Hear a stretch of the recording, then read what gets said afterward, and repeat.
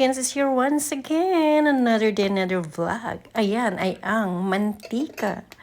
Painitin saglit and then dagdagan ng garlic at brown.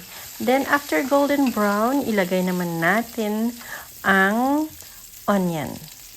Of course, i-golden brown din natin yan. Kaya lang matagal kunti. So, hayaan natin mag-golden brown. And then, ilagay natin ang susunod. Ano ba ang susunod? Ang favorite ng aking asawa ay ang mushroom. But this is not the way na gusto ng asawa ko. Ito ay gusto lang ng mga anak ko. Ang mushroom sa asawa ko kasi, ang gagawin niya lang yan ay i-broil or iihaw. I-grill lang niya yan. But this time, it's in a different way. Aking isosaute, onion, garlic, at saka itong mushroom, slice lang yan. And then, after that, ilagay natin ang pinakamasarap na seasoning. Ito, ang unang seasoning ay paprika, para naman siya ay may kulay red. Next, dagdagan ng kunting asin, salt, and then, dagdagan ng pepper, ayan, and then dagdagan din natin ng turmeric. Ang turmeric din ay nagpapadagdag ng pang-antioxidant, and then chicken powder, pampalasa, and then the last but not the least, we have the mixed herbs,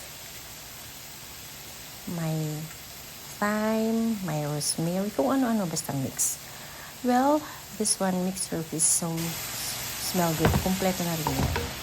And then, imekos-mekos hanggang siya ay imekos-mekos hanggang sila ay magmimekos-mekos. Ayan, yellow-orange na siya. Means okay na yan. Masarap na ang amoy.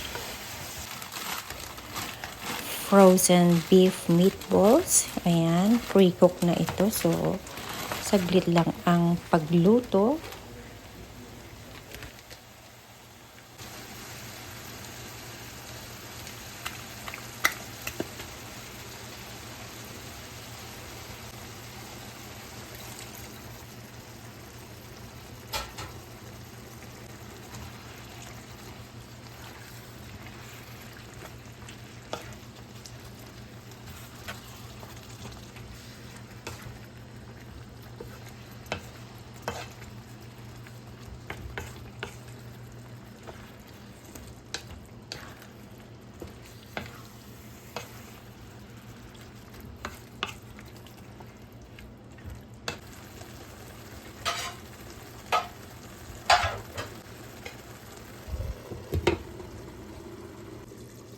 Ayan, yellowish. Bakit yellowish? Because of the turmeric and the paprika.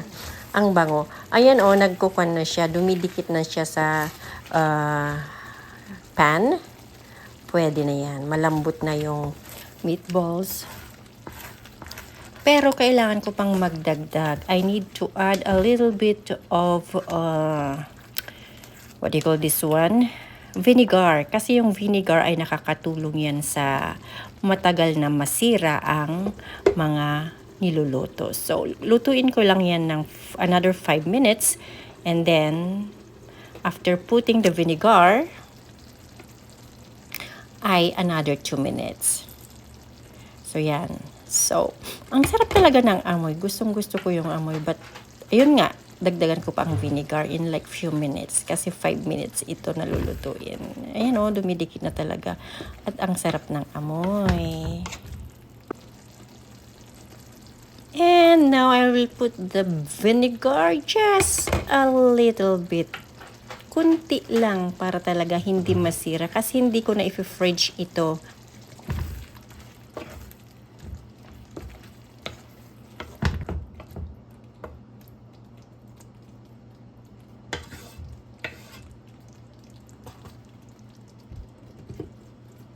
Alright, so ito na yung mushroom with beef meatballs. I have a little bit of rice and asparagus. Let's taste.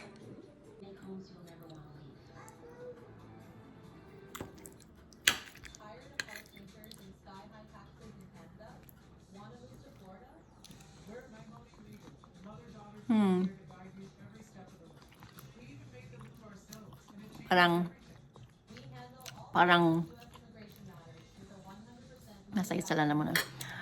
Parang yung, kwan lang, lasa ng,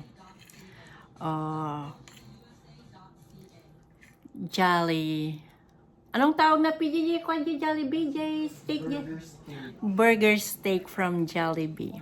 Yun ang lasa ng aking niluto. With asparagus. Ito, broil lang yan. Broil ng 5 minutes. Yun talaga ang lasa niya. Burger steak from Jollibee.